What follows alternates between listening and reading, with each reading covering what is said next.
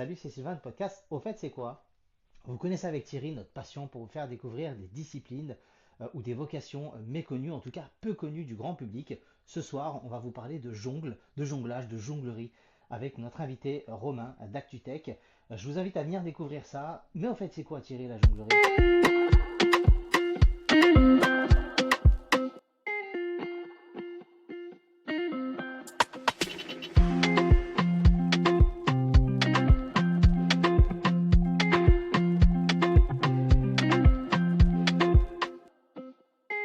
Salut Sylvain, eh ben effectivement une fois n'est pas coutume, du coup on enchaîne sur une deuxième interview. C'est vrai qu'on en fait généralement pas énormément et là on en fait deux coup sur coup.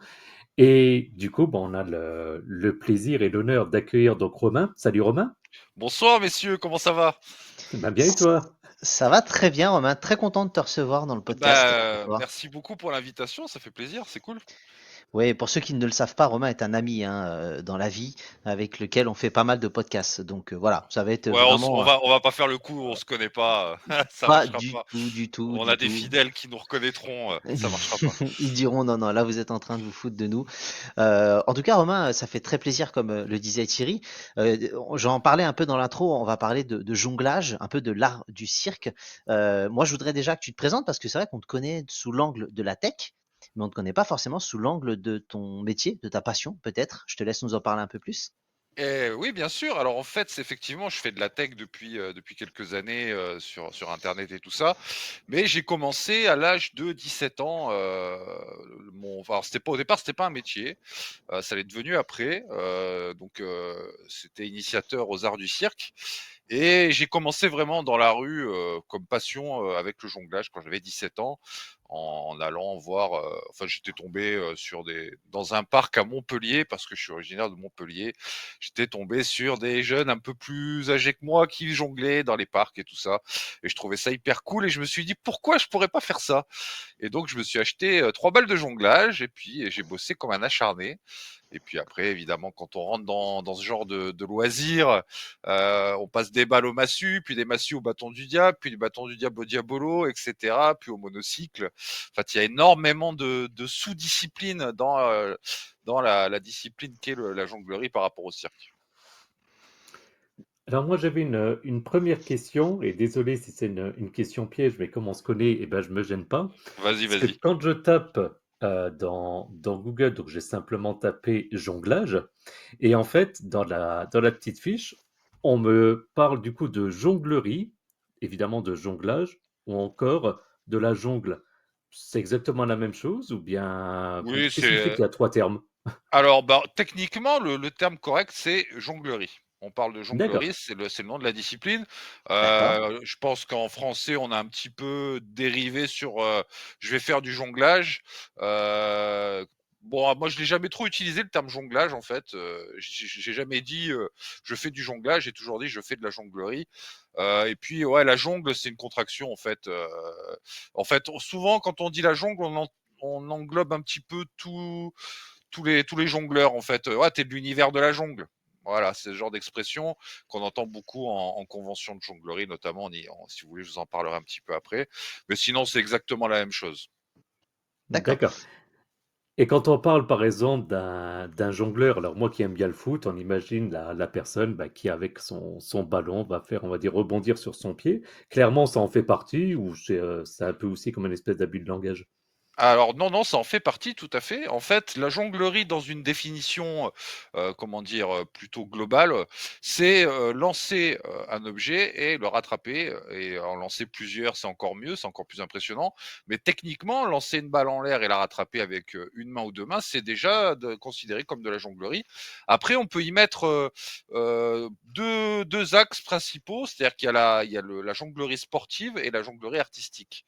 Les deux sont assez différentes. Par exemple, on peut avoir des jongleurs qui jonglent qu'avec 3 balles et qui vont apporter des figures extrêmement techniques et extrêmement poétiques parce qu'il y aura un mélange de mise en scène avec de la musique, avec voilà des mouvements qui viennent principalement de la danse ou même voir du théâtre, parce que le jongleur peut être aussi un comédien.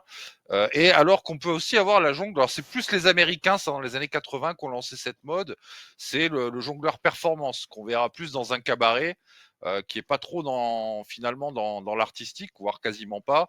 C'est vraiment juste de la perf. Et donc il va jongler avec 7, 8 balles. Et voilà, il y aura quand même des figures, hein, mais c'est vraiment la recherche sportive. Donc jongler avec un ballon de foot, oui, bien sûr, ça peut être considéré comme de la jonglerie. Pour moi, en tout cas, ça en est. D'accord. Moi, j'ai une question parce que tu disais que tu as découvert ça donc à 17 ans à peu près et tu as dit que tu t'étais formé. On est à une époque où Internet et tout ça, bah, ça n'existe pas, je pense, hein. Je Ah, ne veux pas c'était te tout vieillir, juste. Romain, où Tout juste. ça Moi, je débutait. pensais que c'était il y a 2 ans, donc. Exactement, ouais, avec tes Il est 19 sympa. ans, voilà. Mais je me posais la question justement, comment tu as fait pour te former? Est-ce que tu as été voir des personnes, tu as acheté des bouquins? Qu'est-ce qui t'a permis en fait de progresser et d'arriver derrière à en vivre? Alors, il y a la première chose, c'est que, bah, déjà, évidemment, il y a l'échange. C'est-à-dire que la jonglerie, malgré ce qu'on pourrait croire, alors après ça dépend, hein, des endroits, mais c'est quand même si c'est un milieu assez fermé, le jongleur de rue va plutôt être assez avenant et va te t'apprendre à jongler. Donc, moi, j'ai appris tout simplement avec des gens, je leur ai posé des questions et puis, je m'entraînais avec eux. Et évidemment, il y a eu aussi l'achat d'un bouquin qui est édité par, si je me rappelle bien, Mister Baba. Je me rappelle plus le nom de son auteur, mais c'est la jonglerie de A à Z. C'est un pavé de, je sais pas, je dirais 150 pages, avec plusieurs disciplines. Et dedans, c'était à l'époque hyper complet. On achetait ça notamment dans les boutiques de cerfs-volants, ce qui est toujours un peu le cas d'ailleurs, parce que le matériel de jonglerie, avant que ça devienne à la mode dans les années 2000, enfin le début des années 2000, en fait, on trouvait les articles de jonglerie dans les magasins de cerfs-volants, donc on trouvait des fois les bouquins qui allaient avec. Et donc j'ai commencé un peu comme ça. Faut dire qu'après il y a eu un gros boom. Tu parlais d'internet. Je vais dire 2005 par là, 2004-2005, on a eu un site qui s'appelait jongle.net, qui était une OK, institution à l'époque, qui n'existe plus malheureusement aujourd'hui, parce que c'était le web 1.0, hein, c'était vraiment un forum, mais d'accord. on y trouvait des échanges de vidéos de l'époque en basse qualité. On se donnait des rendez-vous dans les parcs en fonction des villes. On avait les dates de toutes les conventions et puis on avait évidemment des parties techniques. Et ce site-là était fait par une petite asso de Lyon qui était autogérée, qui marchait sur le financement. Ça a cartonné pendant des années, hein. C'était à une époque, tout le monde allait sur jongle.net. Tout le monde s'y Heu, mettait, ouais. ouais, ouais, ouais. Et maintenant, voilà, maintenant j'ai plus trop suivi. Je sais que ça existe plus parce que les réseaux sociaux ont pris le relais évidemment. Mais à l'époque, ouais, jongle.net, on apprenait énormément. Moi, j'ai appris énormément de figures en allant voir des vidéos de gars qui postaient là-dessus, quoi. D'accord. Et donc justement, toi, à ce moment-là, tu progresses, tu progresses, tu progresses. Qu'est-ce qui fait qu'à un moment, il y a une bascule sur le fait d'en vivre? Est-ce que c'est une rencontre? Est-ce que c'est toi où tu t'es dit, je vais aller chercher, je veux vivre de cette passion-là? Je suis curieux de savoir comment on bascule. Ça reste un milieu de niche, on va dire. C'est peut-être pas forcément facile d'aller chercher un boulot dans ce domaine-là. Eh ben, écoute, en fait, ça rejoint un peu ce que je te disais, c'est que il y a eu ce boom des années 2000 et honnêtement, il y avait une grosse communauté et même ouais, vous avez dû connaître cette époque où on traînait dans les parcs avec des djembés et il y avait toujours au moins un gratteux, un musicien. Il y avait de temps en temps, il y avait un jongleur. On allait en festival, voilà, on en croisait. Et ce qui fait que moi, en fait, quand je me lance dans un truc, enfin à cette époque-là, en tout cas. Je me suis dit, il faut que je sois le meilleur. Quitte à faire un truc dans le loisir, il faut que je sois parmi les meilleurs. Alors Ok, c'était un peu prétentieux au départ, mais en fait c'était pas tant de la prétention, c'était plus pour me donner de la motivation. Et donc j'ai pas voulu tout de suite en faire un métier. C'est simplement que je me suis dit, je vais prendre du temps. Et en plus, c'était une passion. Hein, je faisais ça toute la journée. Hein, c'était vraiment un kiff. Et j'avais un BAFA. Donc du coup, j'ai commencé à concilier les deux. Le BAFA, pour ceux qui savent pas, c'est le brevet d'animateur pour les colonies de vacances. Et donc du coup, ben, en fait, quand je faisais des colos, j'étais assez jeune, j'avais 20 ans. À ce moment-là, j'ai commencé à travailler avec des animateurs qui étaient déjà spécialisés dans le cirque et qui m'ont dit, «Écoute, tu sais déjà bien jongler, tu es plutôt doué, l'année prochaine, va pas faire un séjour, je dis un truc, sport collectif par exemple, inscris-toi au cirque, comme ça tu seras animateur cirque. Et donc voilà comment ça a commencé. J'ai commencé à être animateur cirque, puis après, j'ai été repéré, dans une école, à Épinal où on m'a proposé un poste pour enseigner et ça a enchaîné comme ça en fait, tout simplement. Mais j'ai tout appris sur le tas, hein, D'accord, beaucoup sur le tas. d'accord. Bah, Et au, c'est passionnant, je trouve. et au niveau jonglage, du coup, parce que alors pour tout te dire, je regarde en même temps la fiche Wikipédia, parce que c'est pas le domaine que je maîtrise le plus, donc sans surprise, on peut jongler avec plein de choses. Toi, du coup, j'ai envie de dire, tu as commencé avec quel, je sais pas d'ailleurs comment est-ce qu'on dit, quel Bah alors c'est outil, quel simple. objet, on va dire.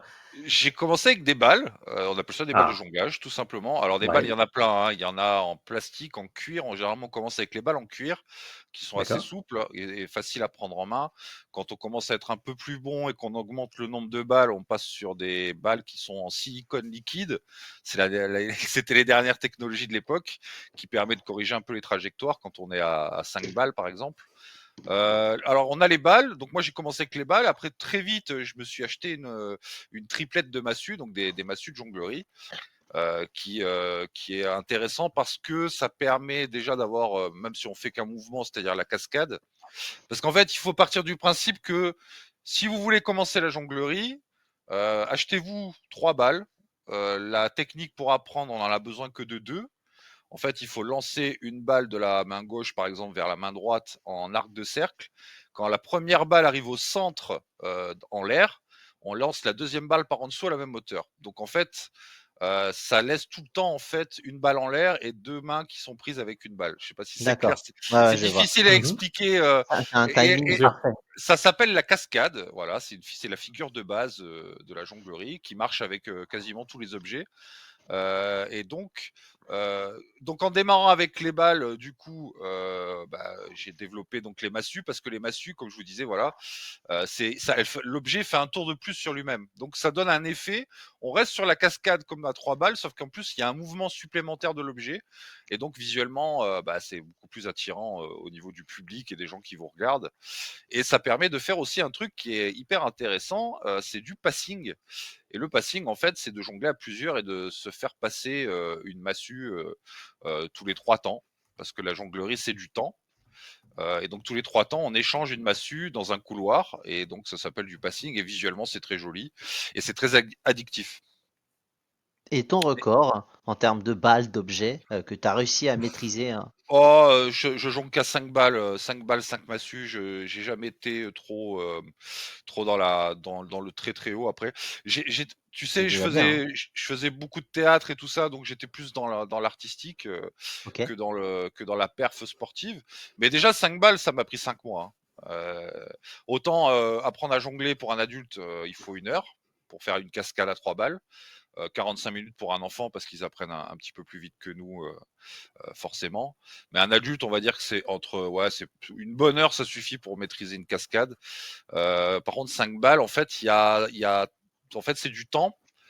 Le temps, c'est en fait 1, 2, 3, 4, 5, sauf que comme il y a 5 objets, le temps est plus rapide. C'est-à-dire qu'une cascade, ça va être 1, 2, 3, 1, 2, 3. Ça, c'est le rythme d'une jonglerie, d'une routine à 3 balles. À 5 balles, c'est 1, 2, 3, 4, 5, 1, 2, 3, 4, 5. Donc, c'est plus rapide. Il faut que tous les lancers soient parfaitement maîtrisés à la même hauteur, dans la même diagonale, bien sur le côté. Voilà, la moindre erreur, tout tombe. Et en fait, quand tu apprends ça, bah, que tu te fais tomber tes balles, bah, tu dois les ramasser. Le plus fatigant, en fait, c'est pas de les lancer, c'est de les ramasser toutes les 30 secondes parce que. Et c'est très décourageant. En fait, c'est ce qui décourage beaucoup de jongleurs, d'ailleurs, le passage à 5 balles. D'accord. Parce que Alors, on c'est parle. Pardon, parce que c'est asynchrone en fait. Il y a une petite précision, c'est quand on jongle avec des objets en nombre pair, on peut les croiser, mais généralement on les croise pas, on les garde sur la même main, et ce qu'on appelle de la jonglerie synchrone. Et quand il y a des objets impairs, comme le 5 balles, c'est asynchrone, donc tout se croise, et là ça devient plus dur. Pardon Thierry, vas-y. Non, non, non, aucun souci. En plus, c'est intéressant. J'imagine que c'est lié au fait bah, qu'on est deux mains, tout simplement. Que si tu as un nombre pair d'objets, c'est plus simple que de gérer qu'un nombre impair, j'imagine. Donc Exactement. on peut Bah, pas. après, Ça c'est peut- une technique différente parce qu'il y a ce qu'on appelle, on peut croiser en nombre pair, sauf que ça laisse un vide en fait dans le temps. C'est assez compliqué. En fait, on rentre dans le side swap. En fait, c'est une mathématique du jonglage. À expliquer, c'est pas si simple que ça parce qu'en fait, il y a même des combinaisons que même moi je comprends toujours pas avec le temps, alors que ça fait 25 ans que je jongle, hein. Le truc, c'est que en fait, bah, tout simplement, la cascade, par exemple, on l'écrit 3-3-3. Ça veut dire que c'est une hauteur de 3 avec un rythme de 3. Et pour Oui, contracter tout ça, on n'écrit pas 3-3-3, on résume à 3. Si je fais un lancer, par exemple, en hauteur, en ligne droite, pour le rattraper avec la même main, on va mettre le chiffre 2. Si je garde la balle dans ma main, je vais mettre le chiffre 1. Si je marque le chiffre 5, ça veut dire que je fais un lancer croisé à hauteur d'un niveau de 5 balles.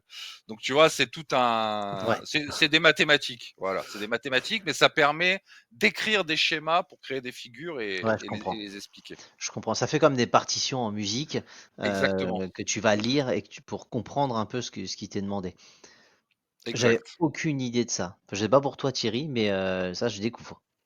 non, je découvre complètement. Je suis pas très étonné que ce soit complexe en tant que tel, parce que souvent, bah, ces genres de disciplines, d'un côté, ça paraît tout bête, de l'autre côté, bon, je pense qu'un peu comme tout le monde, j'ai fait de la jonglerie au collège avec 2 balles. Bon, 2 balles, ça allait encore à peu près bien. À partir de 3, je cherche toujours comment faire. Et mon collège, ça date quand même d'il y a quelques années.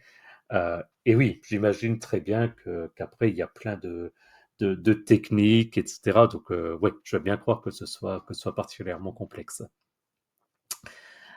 Euh, Tu m'as envoyé en fait, Romain, tu m'as envoyé là il y a quelques jours un exemple enfin un exemple, un modèle dans le domaine de la jonglerie, et du coup j'ai regardé. Là par exemple, le record en 5 balles, il a 3h44 minutes et 46 secondes. Donc je pense que déjà c'est une belle performance physique J'étais par une. fatigué ce jour-là. Je tenais à le préciser. J'ai pas réussi. Pas Donc, réussi. j'en conclus que tu ne t'appelles pas Sylvain, mais alors je vais certainement massacrer son nom, mais Benz Onodi. Je me souviens plus, Romain, du nom que tu m'avais envoyé, du coup. Ah, Chris Crémeau. Chris La, Crémeau, la, ouais. Les frères Crémeau, je crois, tu m'en avais parlé, hein, c'est Alors ça? non, il y a le père et le fils, Ah, parce le qu'il y a père et le fils. Bella Crémeau, ils sont des jongleurs parisiens, enfin ils sont d'origine suisse, mais je crois que Chris Crémeau est né à Paris. Dans les années 70, ce sont des monstres de créativité. Bizarrement, on n'a pas énormément de modèles en jonglerie en fait, parce que les grands jongleurs finalement sont souvent soit dans les cabarets, soit bah, à l'époque en fait on les voyait justement sur jong.net parce qu'ils postaient les vidéos dans des forums où on les voyait dans des conventions de jonglerie européennes, et donc on voyait qui étaient les meilleurs, mais en fait ça reste pas dans comment dire, ça reste pas dans l'histoire, tu vois. Je pourrais même plus te citer à l'époque quel était le gars que j'admirais, tellement il y en avait. Et aujourd'hui, tu vois, comme je suis plus trop l'actualité de la jungle, je fais plus de conventions depuis quelques années. Je pourrais pas te dire qui est le champion. Je crois que le record doit être à 13 balles lancées, un truc comme ça. Peut-être plus maintenant, j'en sais rien. Je sais qu'après, voilà, la famille Crémeau, ce qui était bon, c'est que c'était des gens, notamment Bella Crémeau, qui avait inventé un peu le mélange des genres, c'est-à-dire le chapeau, le cigare et les boîtes à cigares, qui sont des disciplines assez particulières en jonglerie parce que personne n'en fait, et parce que c'est ce qu'il y a de plus difficile à faire. Les boîtes à cigares, je ne sais pas si vous voyez ce que c'est, sont 3 boîtes en bois. On appelle ça des boîtes à cigares parce que à l'époque, ils faisaient ça avec des vraies boîtes à cigares. Maintenant, ce sont des boîtes en plastique la plupart du temps, avec des bords en mousse, en feutre, pour protéger l'impact. Et là, en fait, c'est de prendre 2 boîtes chacune dans une main, bien parallèles, et de coincer celle du milieu et d'arriver à la lancer, de la rattraper en les resserrant, en fait. Il faudrait regarder sur YouTube parce que c'est très difficile à expliquer avec des mots, mais c'est très simple à comprendre quand on le voit faire. Et puis il y a la manipulation de chapeau qui est extrêmement difficile aussi. Le chapeau, on peut jongler à 3, 4, 5 chapeaux. Les chapeaux, on peut les lancer en l'air, on peut les faire rouler sur le corps, les garder en équilibre sur un cigare, ce que faisaient Bella Crémeau et Chris Crémeau notamment. donc de mettre un cigare dans la bouche et de poser un chapeau en équilibre dessus sur la tranche. Ça demande des heures et des heures de travail. Il y a beaucoup de disciplines en fait dans la jonglerie, hein. On a le bâton du diable, comme je vous disais tout à l'heure, qui vient du Moyen Âge, parce qu'à l'époque, en fait, donc c'est le bâton du diable, c'est deux baguettes, et au milieu, on a un espèce de grand bâton conique, ou alors droit. Donc on a le bâton fleur ou le golo. C'est les noms techniques des objets. Et ça vient plutôt enfin, à l'époque, au Moyen-Âge, les troubadours s'amusaient à taper avec deux bâtons pour en garder un en hauteur. Donc en fait, c'est des points de contact, hein, c'est uniquement Mm. de l'inertie. Sauf qu'à l'époque, on a l'impression que le bâton vole quand on en fait. Je sais pas si vous avez déjà vu des gens faire du Ouais, bâton du j'ai diable. déjà vu ça, ouais. Voilà, on peut le faire tourner en hélice sur la baguette, tout ça. Sauf qu'à l'époque, alors c'est la légende urbaine. Je sais pas si c'est vraiment vrai, mais c'est ce qu'on m'a toujours raconté avec le bâton du diable, c'est qu'à l'époque, du coup, on brûlait les mecs qu'en faisaient, parce qu'on comprenait pas qu'ils arrivaient à faire voler un bâton en l'air comme ça. Et donc, tu sais, à l'époque, c'était les sorcières et toutes ces choses-là au Moyen Âge. Donc, voilà, ils étaient possédés par le diable. Donc, on les cramait. Donc, c'est pour ça qu'ils appellent ça le bâton du diable. Alors après, à vérifier, je pense que c'est plus une légende urbaine qu'autre chose. Mais voilà, je l'ai toujours entendu. Et puis sinon, qu'est-ce qu'on a encore? On a le diabolo, le diabolo aussi, ça, pas mal de jeunes en font sur les plages Tout et à tout fait. ça. Mais on peut jongler avec 4-5 diabolos, on a des figures très complexes. C'est pareil, c'est très très intéressant, c'est très satisfaisant parce qu'on peut très vite y rentrer dans le diabolo. Par contre, pour maîtriser, c'est vraiment une des disciplines aussi qui est très difficile quand on va aller un peu plus loin, quoi. Il y a des D'accord, assiettes d'accord. tournantes aussi Moi, je me suis posé apparemment. la question, tu nous disais tout à l'heure, tu parlais un peu de BAFA et de ce que tu avais fait. Est-ce que tu as donné à un enfant, à quelqu'un, la vocation de s'y mettre et qui a pu derrière peut-être en travailler ou devenir un niveau assez important? Alors, niveau important, je sais pas parce que je garde jamais contact avec les enfants, surtout aujourd'hui. Ça, déjà à l'époque, je le faisais pas, mais tu sais, c'est assez mal vu, hein, Mhm. de garder, je vais pas rentrer dans les détails, mais disons que tu peux pas discuter avec un mineur, Ouais, bien sûr. voilà, c'est un peu particulier.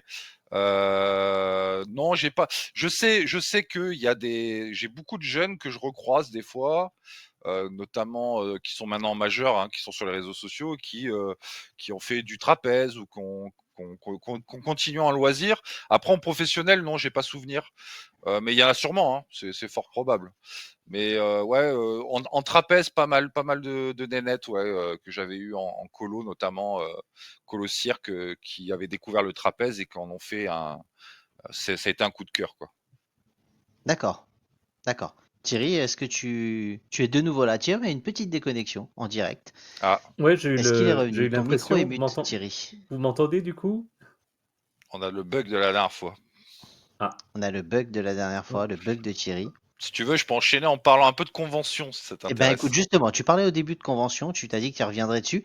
Je t'écoute, parce que j'imagine, tu sais, les conventions un peu comme les magiciens, les conventions de jonglage ou de Eh ben jonglerie. ouais, c'est exactement pareil, c'est des rassemblements de jongleurs. Ce qui est assez intéressant, c'est qu'on en a un peu partout en France qui sont assez connus finalement dans le milieu des jongleurs. Je pense notamment à Bigouden Jongle ou celle de Toulouse aussi, je sais plus son nom. Mais surtout, on a une convention européenne depuis 1979, je crois, que ça existe. On a une convention européenne de jonglerie et qui chaque année change de ville en Europe et notamment en France, elle a eu lieu, si je n'ai pas dit de bêtises, 5 fois. En 86 à Saintes, en Charente-Maritime. Ok, Je crois qu'après on a eu Grenoble, on a eu Carvin, c'est la seule que j'ai faite en France d'ailleurs en 2005. Et puis on a eu aussi Toulouse, je crois, il y a pas si longtemps. Cette année, le au Portugal, là, c'est l'été, hein, c'est au mois de juillet en général. ok. C'est pendant une semaine. Et alors là, tu as des jongleurs de toute l'Europe qui sont là. Et c'est juste extraordinaire comme ambiance, quoi. Il y a beaucoup de partage. Bon, c'est une fête incroyable. Alors après, bon, il y a quand même des gens dans le cirque qui sont pas hyper open. Il y a des gens qui le sont. Je sais que j'ai déjà eu des conventions, des souvenirs de conventions où je sentais que j'étais pas le bienvenu parce que je faisais pas partie de la bande locale. Ça m'est arrivé, hein, parce que le milieu du cirque c'est quand même un milieu assez fermé par moment. Et puis sinon l'européenne, par contre c'est l'inverse, c'est la fête, c'est beaucoup d'accueil. Il y a, je sais plus, ça peut arriver qu'on soit 5000, 6000 jongleurs au même endroit, donc c'est quelque chose, tu vois, des objets volés dans tous les dans tous les sens de partout, des monocycles dans tous les coins, ouais, c'est la grosse fête, quoi. D'accord. Est-ce que Thierry est revenu? Je crois que oui. Allô, allô.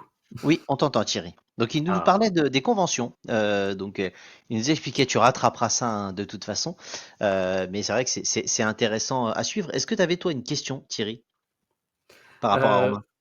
je continue à regarder un petit peu en même temps que j'écoutais les explications de Romain. Je voyais un petit lien qui apparemment, il y a une étude de l'université d'Oxford qui, selon elle, indique que le jonglage augmente la substance blanche et améliore le potentiel cérébral. Romain, tu confirmes?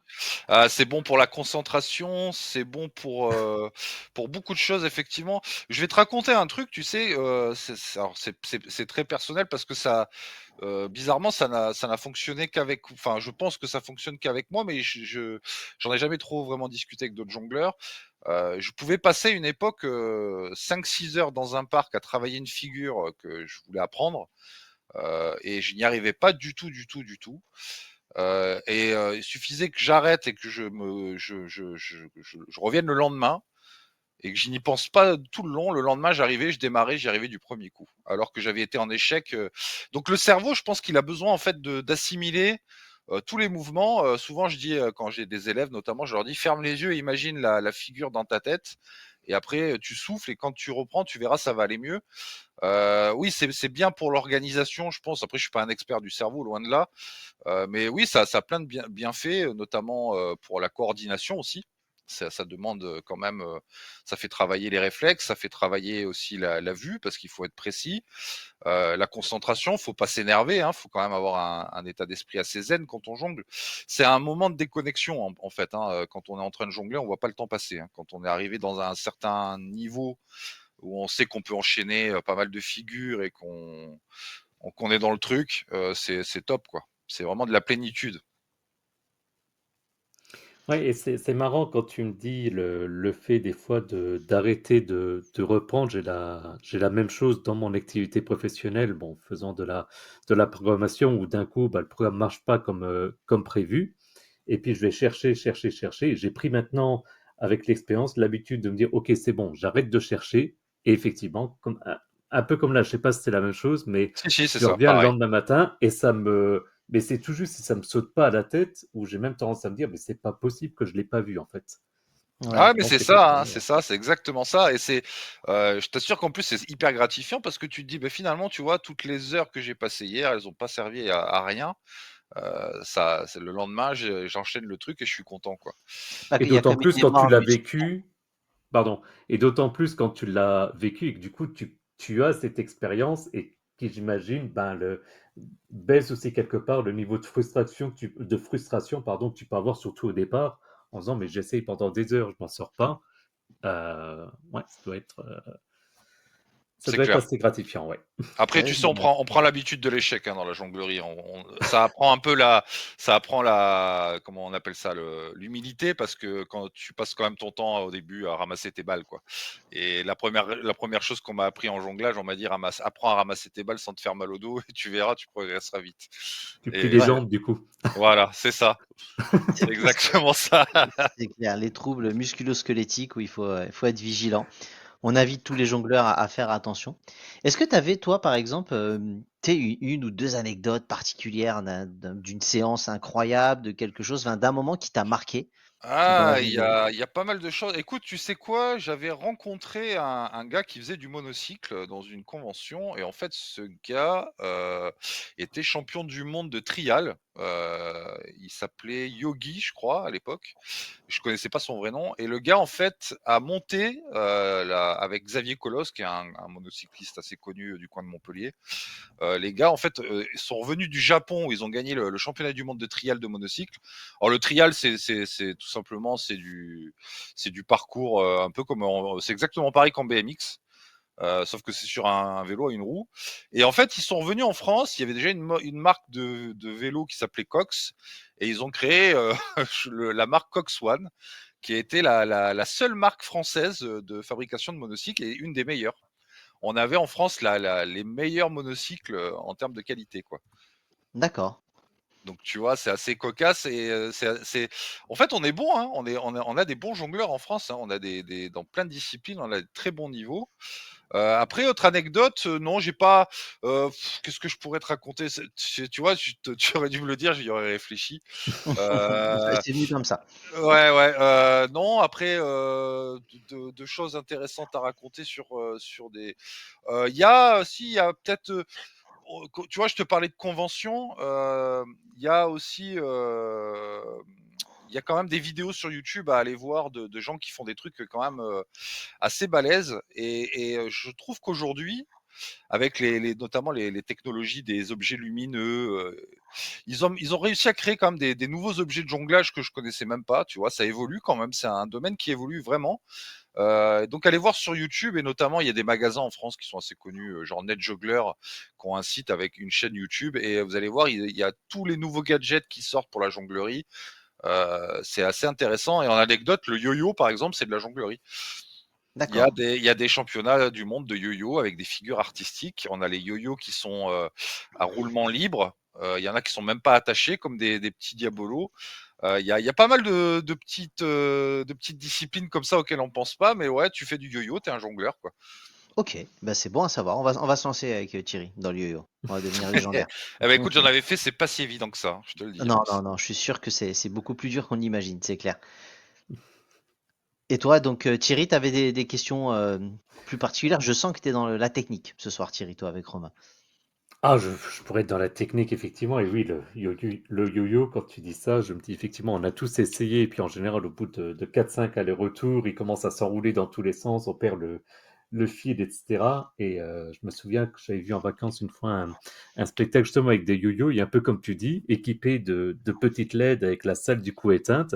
Et effectivement, ça, je pense que ça rejoint un peu ce que tu disais, Robin, c'est ça, ça donne un petit effet en plus. Puis le yo-yo, bon, on l'imagine toujours à la verticale, mais ils arrivaient à faire des lancers, on va dire, latéraux. Et puis bon, évidemment, je ne sais pas comment est-ce qu'ils faisaient pour le récupérer, etc. Mais ouais, ça peut donner des super effets lumineux, en fait. Ah bah oui, même avec le feu d'ailleurs, on n'a pas parlé de jonglerie enflammée, mais Ah oui. c'est pareil, on peut jongler avec du feu. Le feu, le jonglerie enflammé, c'est plus impressionnant que ça en a l'air. En fait, on utilise du cardan, du distillat de pétrole désaromatisé pour Oui. enflammer nos torches. Donc c'est des torches en Kevlar. Bon, on peut garder la main en contact 3 secondes dessus sans se brûler. C'est quand même chaud, hein, mais bon, c'est plus, Oui. après, j'ai jamais Ouais, vu quelqu'un se cramer en faisant ça. Si, les cracheurs de feu, si, ça c'est beaucoup plus terrible. Bah, tu veux une anecdote, mais elle va être un peu dégoûtante, quoi. Ah, écoute, allez, Ouais. J'ai déjà, appris, alors j'ai pas assisté, mais j'ai appris, il y a un truc qui arrive souvent chez les jongleurs, les cracheurs de feu, c'est, l'implosion de la cage thoracique parce qu'en fait, ils peuvent, par exemple, sur un coup de hockey ou quoi, aspirer l'alcool et aspirer la flamme, en fait, à l'intérieur de la cage thoracique et là, c'est fatal et on a aussi une maladie qui s'appelle la pneumonie du cracheur. En fait, les gens qui crachent trop longtemps du feu, ont les poumons complètement flingués à 40 ans, quoi. Et ils peuvent plus faire ça.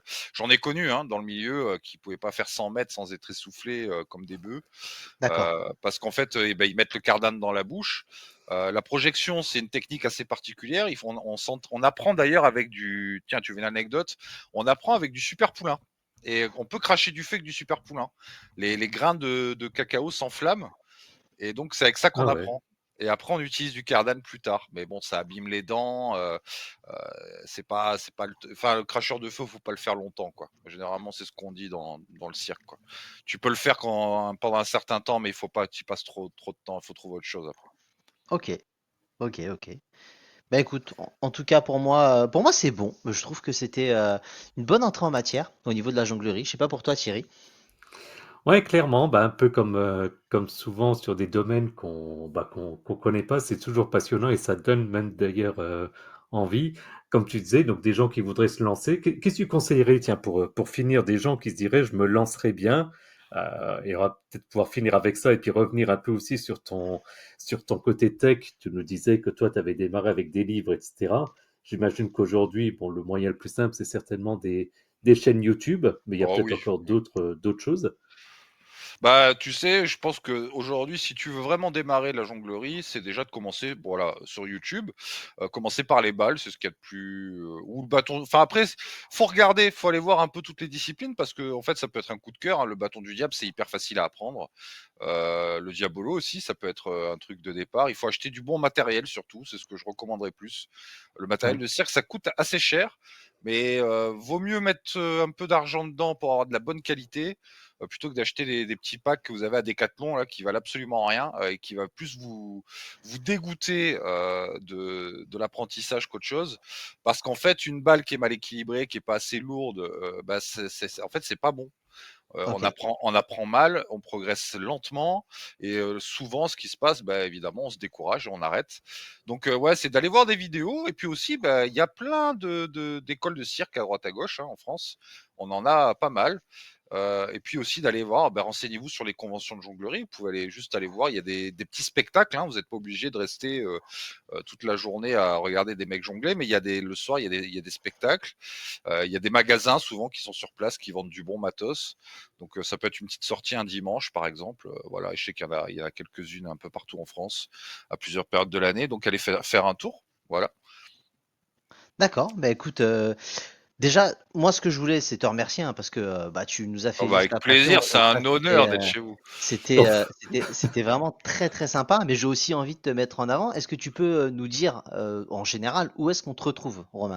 Alors avant qu'on me retrouve, je vous garantis que, et je le dis à vos auditeurs, on fera essayer à l'un de vous deux du jonglage et on fera une petite vidéo qu'on mettra sur les réseaux sociaux. Ah oui, oui, oui. Je sais pas lequel encore, mais je vais trouver une solution. Ok. Vous allez avoir une vidéo des jongleurs. J'en enverrai peut-être une moi aussi. Tiens, Ok. je ferai une petite démo. Sinon, bien, on peut me retrouver en podcast, tout comme vous. Je suis podcasteur et donc vous pouvez me retrouver le samedi matin à partir de 7h. Ça s'appelle ActuTech, 10 minutes d'actualité technologique. Et puis sinon, sur le site actutech.info, je publie des articles régulièrement. Voilà, voilà. Bon, bah écoute, très bien. En tout cas, merci beaucoup encore une fois pour ta participation. Thierry, est-ce que tu veux faire le mot de la fin? Un grand merci à Romain. Et du coup, Romain, si tu peux juste confirmer que ton article disant que nous étions une IA est un poisson d'avril, parce qu'on a eu plein de retours C'est pas de vrai. gens Ah qui ont bah dit est-ce oui. qu'on va dépasser ChatGPT? Ouais, bah, écoute, on le saura si vous arrivez à jongler, parce que vous êtes des humains, vous devrez pouvoir en être capable, et je confirmerai à ce moment-là. Je relève le défi. Je suis là, je suis prêt. Non, Merci blague en à tout part, un grand merci. Et puis Bah, déjà, merci à c'est vous. évidemment sympa que tu sois avec nous. Et puis, ouais, pouvoir parler aussi avec toi de d'autres sujets que tech, ça change et c'est bien agréable. Merci pour ça. Bah, de rien, merci à vous. Exactement. Merci à tous en tout cas et à plus dans le bus. Retrouvez-nous après le générique pour différentes infos complémentaires. À bientôt. Salut. Salut!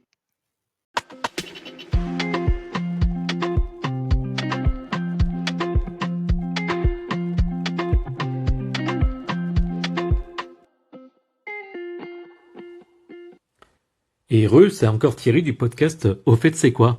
Un grand merci à Romain que vous retrouvez donc comme on a dit précédemment sur actutech.info. N'hésitez pas à aller regarder son site. Et puis bien entendu, nous concernant, vous pouvez retrouver donc les détails sur notre site internet www.aufaites-c'est-quoi.fr. Et donc de plus aussi, vous allez pouvoir retrouver les liens de notre podcast en fonction de votre application préférée. Également le lien vers notre chaîne YouTube et notre compte X, anciennement Twitter. Et également, n'hésitez pas à consulter les notes de l'épisode pour obtenir les liens vers notre page Patreon si vous souhaitez nous soutenir financièrement, et également notre serveur Discord pour discuter entre vous et avec nous. Voilà, merci et à bientôt. Salut!